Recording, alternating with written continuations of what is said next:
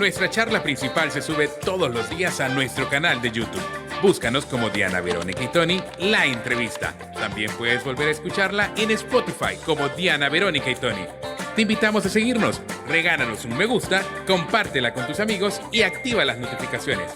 Este día en el Corre-Corre de la Mañana le damos la bienvenida a...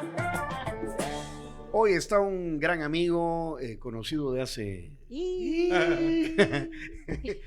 vamos a pedir que te acerques bien el yo soy menor que ustedes. Eso sí.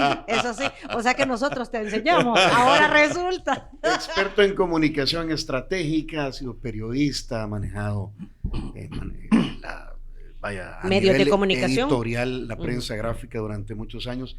Gabriel Tríos está aquí con nosotros. Gabriel, bienvenido.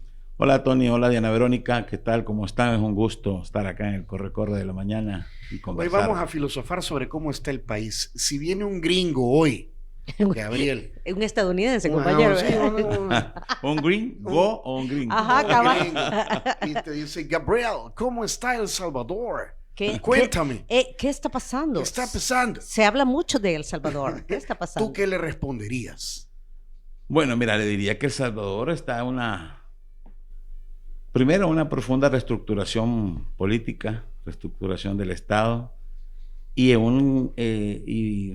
está desarrollando cambios radicales que por esa razón estás aquí, le diría yo.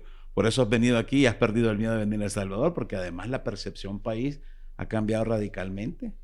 El hecho de que tú, gringo, hayas venido acá es para que puedas verificar lo que nosotros estamos viviendo desde hace algunos años, y lo digo no en sentido de propagandístico, sino en sentido real ciudadano, de cómo el país se ha activado en uno de los temas más palpables, el tema del turismo. Ustedes mismos lo saben, tú vives en una zona turística.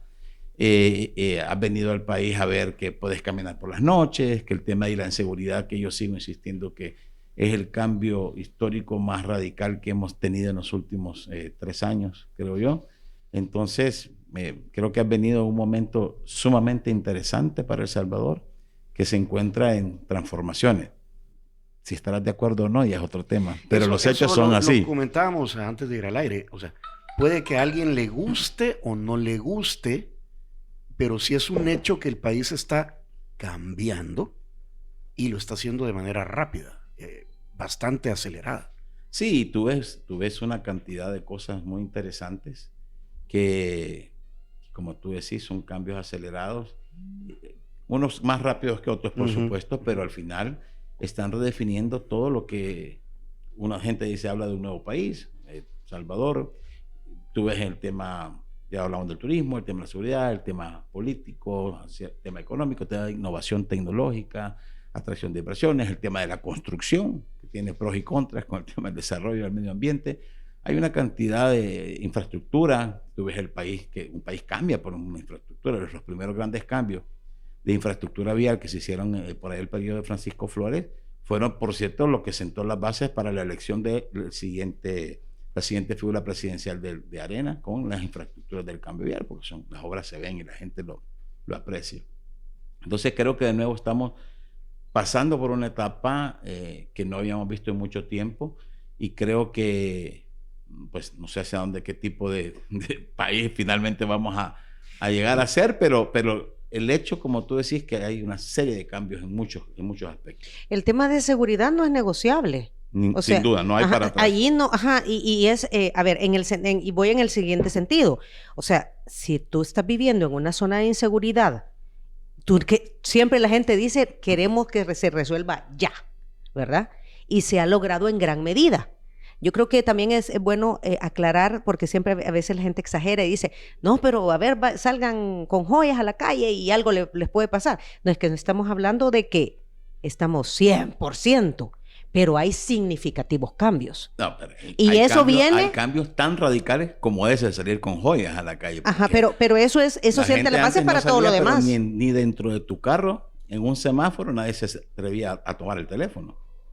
En un semáforo tú lo que hacías era cerrar las ventanas, guardar llaves, ver para todos lados, tener el teléfono por aquí. A mí me pasó. ¿Cuántos asaltos en semáforo?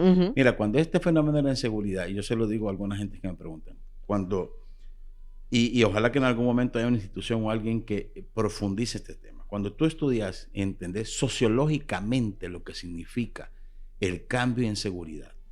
Cuando tú logras comprender y que estudiar más a fondo, para ese 85% de la gente que vivía en el territorio que dominaban las maras, porque hay 85% de entre dominio y presencia de las maras, entenderás por qué la gente ve como ve a este gobierno y al presidente. Porque ese cambio no es sencillo, ese cambio es profundamente radical. Si tú, lo hemos conversado en otros programas, si nosotros hacemos un recuento, este país por más de 40 años no había tenido paz social. Y si queremos, sumémosle más, porque antes de la guerra del 80, tuviste todos los golpes militares. Hemos tenido una sociedad guerra de 12 años, convulsa. 92-2000, una época de posguerra muy conflictiva, y del 2000 hasta el 22, el tema de las pandillas. Hay generaciones enteras que ni siquiera saben qué era esto. Bueno, nosotros mismos, o sea, nosotros venimos de esta generación que podemos apreciarlo porque sabemos cómo estaba la situación de muchas comunidades. Yo recuerdo el secretario de Integración se llama, ¿verdad? Dirección de Integración, Alejandro Guzmán, que ustedes lo han tenido aquí. Cuando él comenzó a venir hace muchísimo tiempo con su proyecto Forever, yo lo conocí a él en la Campanera y él me decía, Gabriel, tú no tenés idea, y muchas instituciones no tienen idea de lo que significa para familias enteras nunca haber salido de la Campanera por el tema de las pandillas. Mucha gente, por eso es que a veces llevar a un grupo de señores mayores que han vivido en esas zonas de pandillas durante mucho tiempo, llevarlos al teatro, llevarlos al centro, son actividades de ocio y de actividades que nunca habían tenido en su vida. Entonces, si profundizamos sociológicamente en qué es lo que significa para esa gran cantidad de gente estar viviendo sin el terror de las pandillas en la puerta de tu casa, en tu día a día, lo entenderás. Platicando con amigos y filosofando sobre cómo está el país, hay dos hechos que yo nunca pensábamos que íbamos a ver. Son dos cosas. Ya mencionamos el tema de la seguridad. Y el otro es que no hayan ventas en las calles en el centro, por ejemplo. Eso era como impensable. O sea, ellos nunca se van a ir de ahí. O nunca vamos a transitar por esas calles. Si tú recordás las imágenes del centro de San Salvador, hasta que quemaron carros. Era imposible. Entonces, ¿cómo se llegó ahí? Eso ya es otra cosa. Así es. ¿Verdad? Pero debería estudiarse y documentarse, porque ese es el problema de muchos países que no documentan estos procesos, no los fundamentan, no quedan guardados esos relatos y esos cambios bien documentados para que las futuras generaciones comprendan bien este tema. Ahora, veamos cómo se llegó ahí, Gabriel. O sea, ¿era necesario? Tenemos régimen de excepción que se prorroga, o sea, ¿qué viene después? Ya lo hemos platicado. ¿Es una cuestión que va a tener futuro o está solo, digamos, sostenida por el mismo régimen? O sea, a ver, que si era necesario un régimen de excepción, te lo voy a decir de una manera que ni siquiera, a ver, este gobierno es quien se atrevió a tomar las medidas radicales necesarias para vencer este tema. Pero tanto ustedes como nosotros, como dice Julio Valdivieso, somos gatos luciados, dice. Mucho del ejército, de la policía, sabía de que la única solución eran medidas radicales para vencer el tema de las pandillas. Incluso toda esa discusión que si era un tema de seguridad pública o seguridad nacional, estuvo muy fuerte un tiempo porque, claro, si vos lo declarabas como problema de seguridad nacional, ahí tenías una cantidad de cambios que hacer, que es lo que estamos viendo. Pérdida de ciertos derechos constitucionales, mayor potestad a las autoridades del ejército y seguridad pública, una confrontación territorial fuerte como la que vimos, pero tenían claridad, pero no había voluntad política.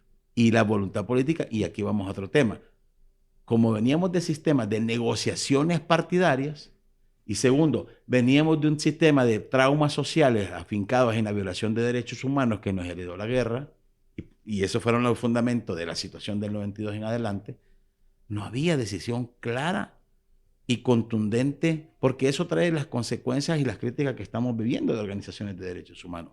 Pero yo personalmente, y no de ahora, desde que lo escuché la primera vez allá por el año 2010, 2008, 2000, no me acuerdo exactamente el dato, pero estaba convencido de que no había otra manera, si no fuera de esta manera radical, para vencer un problema que es un cáncer, así como lo definió el presidente, era un cáncer, y se dejó crecer entre actuar con paños tibios, entre operativos y entre pocas leyes. Acuérdate que este tema de la seguridad tiene su éxito no solo en el régimen de excepción, tiene su éxito en, por supuesto, el régimen y otra serie de cambios jurídicos, en que le diste mayor capacitación técnica y jurídica a la policía y al ejército, en que tenés un nuevo sistema carcelario, en que depuraste el sistema judicial, te guste o no, es parte importante de este cambio. Y el principal punto, y por qué esto no funciona en otros países, es tener el control político en general.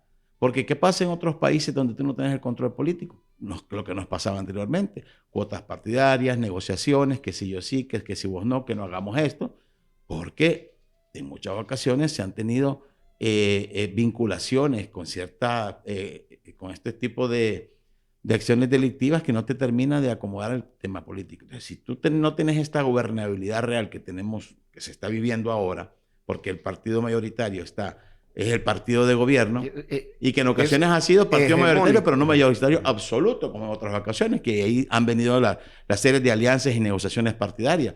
Entonces, necesitas estos 4 o 5 puntos para que estos resultados en seguridad te den resultados. ¿Por qué a veces no funciona en otros países? Porque no solamente el tema del operativo policial de contención, porque aquí hemos tenido plan Sarisa, plan no sé qué, plan no sé cuánto, pero los mareros sabían, porque los mareros fueron evolucionando a lo largo del tiempo. Ellos sabían que los agarraban, los operativos tenían, además que tenían infiltrada la policía, podían moverse de territorio, no tenían ningún problema. O entraban a la cárcel y salían a los 3 días o a las 3 semanas o al año, pero iban a salir porque las leyes tenían una serie de salidas y tenían una serie de jueces garantistas que era imposible tenerlos ahí.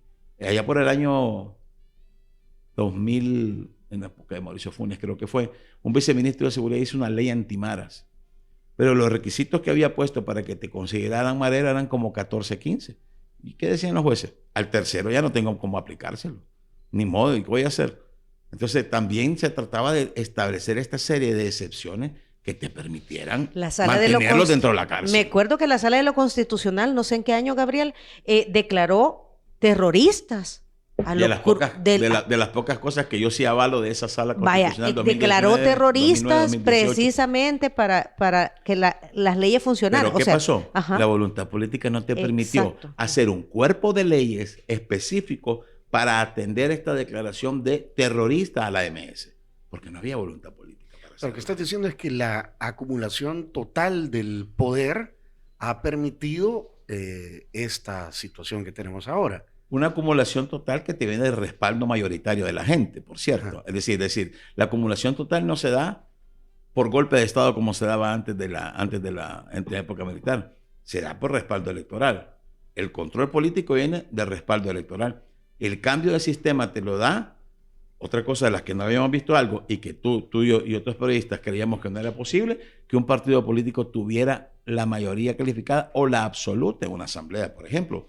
Porque cuando reformaron la Constitución, siempre pensaron en que el sistema partidario te pudiera dar cuotas de reparto para los partidos pequeños, que era lo que pasaba. Pero no había habido un volumen tal de votación a favor de una sola marca partidaria que te permitiera lo que te permitió luego, que es lo que es la situación política electoral en la que estamos. Sí, porque el sistema de elección no ha cambiado. O sea, vamos y elegimos. Sí, entonces, si no hay un control político, si no hay una coordinación real entre el Ejecutivo y el Legislativo, no podés hacer las leyes pertinentes para tener estos regímenes de excepción. Y no solo el régimen, sino otra serie de variables del estamento jurídico que te permitan mantener dentro de la cárcel a 70,000 pandilleros. Gabriel, habían 2 justificaciones. Una era, decían, es que no hay voluntad política. Y por la famosa voluntad política no se tomaban decisiones. Las que no querían, las que sí querían las tomaban. Exacto. Y por el otro lado, las famosas leyes que decían es que tenemos leyes muy garantistas y nadie se atrevía a hacer los cambios drásticos en leyes para que en realidad fuera efectivo el sistema judicial. Ahí hay otro tema importante que igual debería profundizarse. ¿De dónde viene el tema de las leyes garantistas de las que hablamos? De organismos internacionales, del Claro, es que allá en Suiza, después de los acuerdos de paz, este país venía de una profunda trauma social de la violación de derechos humanos, que las leyes se hicieron totalmente, radicalmente opuestas a lo que teníamos.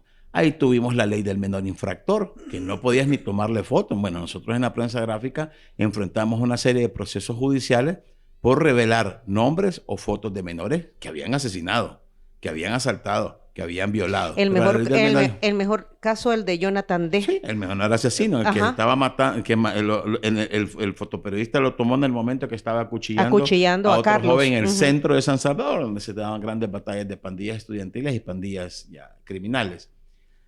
Fuimos objeto de un laboratorio, éramos un conejillo de indias para los organismos internacionales, para este nuevo tipo de leyes. De ahí vinieron las leyes famosas.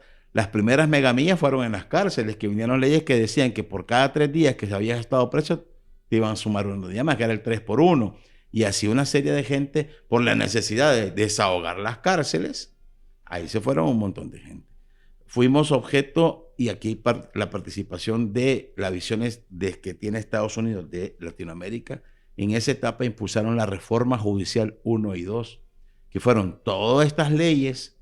Reforma al Código Procesal Penal, reforma al Código Penal, nuevas leyes, nuevas reformas al Código Civil Mercantil, toda esta nueva estructura judicial de la Corte Suprema, que si nos recordamos, la primera gran depuración se da en el marco de esa nueva Corte Suprema que se instaló en el 94, donde se depuraron más de 100 jueces por una lista que tenía la ONU a partir de la Comisión de la Verdad.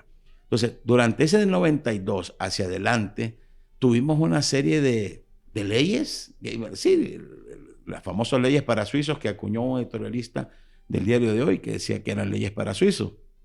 Que por cierto, el hombre que acuñó ese término pues ya no está ahí, ¿verdad? Y no sé qué diría de ver ahora los enfoques de ese periódico, pero bueno. Entonces, fuimos una serie de reformas y muchas estaban enfocadas a garantizar los derechos en los procesos penales, porque claro, venías de momentos en que te juzgaban por la confesión extrajudicial. O sea, veníamos de ciertos momentos en que no era permitido, te agarraba, la Guardia Nacional te entrevistaba, te sacaba la verdad con sus maneras estratégicas, diplomáticas, y llegaba, claro, entonces, como veníamos de esa situación extrema, del 92 hasta allá, se establecieron situaciones que sentaron las bases para que mucha de la criminalidad funcionara como funcionó. Tú recordate que la Policía Nacional Civil, creada por los acuerdos de paz, por cuotas partidarias, una cuota civil, no podía usar armas largas, solo usaban pistolitas. Y estaban combatiendo a los miles de desmovilizados que no tenían oportunidad ninguna, que se habían quedado con una gran cantidad de armas, misiles, buzones, y entonces tenía bandas de asaltabancos, bandas de secuestradores, bandas de asaltantes de los enfrentando. Yo me acuerdo los primeros directores de la policía que hablaban de estamos enfrentando pistolitas contra las AK-47 que quedaron regadas por todo el país, porque de lo que entregaron y la ONU verificó fue una porción pequeña. Yo todavía me recuerdo que fui a cubrir cuando estalló el buzón de Santa Rosa en Nicaragua, que eran armas del FMLN en 1994, 93, 94. Mató un montón de gente en un barrio allá en Managua. Eran buzones de armas que quedaron diseminados y que las tuvieron durante toda del 92 hasta el 2000 por lo menos. Estuvieron. Ustedes se recuerdan que hubo bandas de secuestradores ligadas a partidos políticos. Para aprovechar a Gabriel Tríos, experto en comunicación estratégica, nuestro invitado de esta mañana, creo que hay que hablar, lo hemos hablado varios días de esta semana, sobre las reformas constitucionales. Hablando de cambios, ¿verdad? Hablando de cambios radicales, Gabriel, tus impresiones sobre esto. Bueno, mira, yo en este tema hay 3 aspectos importantes. Yo creo que hay uno que ustedes lo han hablado bastante y hay abogados para que hablen. Para mí hay 3 cosas fuertes aquí. Está la discusión del tema de la legalidad, el tema de la legitimidad y respaldo ciudadano, y el tema político que tiene sus incisos, control político y tema ideológico. En el tema de la legalidad, creo que ya muchos han hablado de por qué el mecanismo sí era válido, de que son asambleas elegidas libre y democráticamente, la asamblea del 21 y la del 24, es más, el mismo Estados Unidos, en su posición estableció de que al final la asamblea legislativa y el estamento político salvadoreño tiene el derecho de hacer los cambios que considere pertinentes y los han hecho con base a mecanismos legales establecidos. Por eso reformaron el 248 en una asamblea, lo ratificaron en la otra porque así era el mecanismo constitucional que establecía anteriormente. Hicieron ese cambio y ahora esta serie de cambios constitucionales lo hicieron de acuerdo a los nuevos, a los nuevos mecanismos legales. Allá estará en discusión, hay un partido que ha interpuesto una demanda en la sala constitucional. Habrá que esperar, primero, si aceptan la demanda, y segundo, si aceptan la demanda, pues creo que va a ser interesante si al final sale a favor o en contra el tipo de sentencia que puede emitir la sala, y creo que es una oportunidad histórica para esta sala para hacer una sentencia si la acepta. Creo que lo que cuestiona, palabras más, palabras menos, es falta de debate previo. Sí, habrá que ver. Hay alguna jurisprudencia en sala que habla sobre ese tema, pero al final de cuentas cada sala va estableciendo las interpretaciones que consideren pertinentes y una jurisprudencia se establece sobre la otra, ¿verdad? Y cuenta la última jurisprudencia, la última sentencia. Punto 2, el tema de la legitimidad. Algunos sectores de oposición que están en desacuerdo con el tema hablan de que no hubo consulta ciudadana. Evidentemente, y como lo han establecido otros analistas y abogados, el tema del mecanismo de la consulta ciudadana está en la Constitución como un referéndum y no existe un mecanismo como tal de consulta ciudadana en estos puntos. Pero ante la ausencia de esto nos vamos a otros mecanismos que tú tienes para encontrar si hay respaldos o no sobre las decisiones que tiene un gobierno y partidos políticos. Tenés dos vías: las elecciones, que son las más conocidas, y luego tenés las mediciones de percepción ciudadana que hacen una serie de casas encuestadoras. Si nos vamos y obtenemos los datos, y hablamos de datos, de las elecciones del 19, cuando llegó al poder Nayib Bukele a través del partido Gana. Luego tenés la del 21, donde definitivamente todos nos sorprendimos de los resultados cuando la ciudadanía le dio esa mayoría absoluta a un solo partido político, que es lo que le dio al final de cuentas. Creo que todo presidente hubiese soñado con ese momento de tener a su partido con el control total de la asamblea como se han tenido, porque eso le evita cualquier tipo de negociaciones partidarias, que era lo que arrastraba durante todo el sistema partidario post acuerdos de paz y también las asambleas previas de negociaciones partidarias. Luego tenés en el 24 una ratificación de los resultados en las elecciones legislativas, volviéndole a dar un apoyo contundente a esa misma marca partidaria, y a un presidente en donde no solo lo ratifican en las elecciones con niveles de muy alta de caudal de votos. Tú tuviste del 19 al 24, casi duplicaste el caudal de votos que tenías. Entonces tú tenés, en cuanto a resultados electorales, tú decís, aquí hay un respaldo ciudadano sostenido. Ni siquiera ha sido fluctuante como lo hemos tenido en otras partes de la historia, porque si tú ves la historia, de pronto ves elecciones legislativas donde unos partidos sacarán 31, otros 28, otros 16, otros 14, y el sistema de cuotas te permitía, de residuos, te daba estos cálculos, pero tampoco ninguna marca arrastraba toda la simpatía partidaria como la arrastraron Nuevas Ideas. Y el inciso B de este tema del apoyo ciudadano, tú lo tenés con las mediciones de las diferentes casas encuestadoras. Yo puedo estar de acuerdo con unos mecanismos o no estar de acuerdo con otros mecanismos. Los formatos de preguntas de algunas encuestas me parece que están preguntas armadas buscando alguna hipótesis, pero mientras esté técnicamente bien hecha la encuesta y ellos defiendan su formato de hacer esa encuesta, los resultados ellos los pueden defender y son válidos. ¿Y qué tenés en las encuestas? De manera sustantiva, es el respaldo popular a la marca presidencial. Ahí no hay ninguna encuesta que difiera. Bueno, hubo una, no sé cómo lo hicieron, pero la mayoría, la Gallup, la UCA, el EPG Datos, que revivió después de un buen tiempo para hacer sus mediciones, recientes incluso, sostienen arriba del 80% de popularidad. Tú podrás decir, sí, pero la marca presidencial es una cosa y la marca partido es otra. Es cierto. Su partido político no goza de la misma popularidad, pero si tú comparas un partido político con otro, el gap es de 30 a 40 puntos. O la percepción sobre el legislativa del oficialismo. Es correcto, Ajá. pero al final de cuentas estamos en un sistema político sostenido por una marca mayor, que es la marca del presidente. La marca Nayib Bukele es la marca política que sostiene todo. Eso le permite lo suficientemente fuerza para arropar a la marca partidaria, que es tu brazo legislativo y tu brazo que te permite hacer todos los cambios de leyes y todo este tema. Entonces, si nosotros nos vamos a los datos y encontramos en si la ciudadanía está de acuerdo o no con las decisiones que está tomando este partido del gobierno, has tenido 6 años y contando para 3 elecciones distintas para que la gente pueda irse expresando en las urnas y lo que quieran. Pero si tú te das cuenta de la elección legislativa del 18 al 21, hay un cambio radical. O sea, la gente te está diciendo, hay partidos que pasaron de 23 a 4 diputados, como le pasó al FMLN, a 0 diputados 3 años después. Entonces, tú decís, no, bueno, a ver, analicemos estadísticamente esto. Aquí hay la ciudadanía en las elecciones se ha expresado de esta manera. Y luego coincide con las percepciones de la encuesta. Y punto 3 de este tema, que lo hablábamos un poco al principio, es el control político. Quien tiene el control político, no solo en este país, sino en cualquier país del mundo, es el que va redefiniendo el tipo de Estado y sistema electoral político que va reestructurándose. Nos vámonos hacia la historia.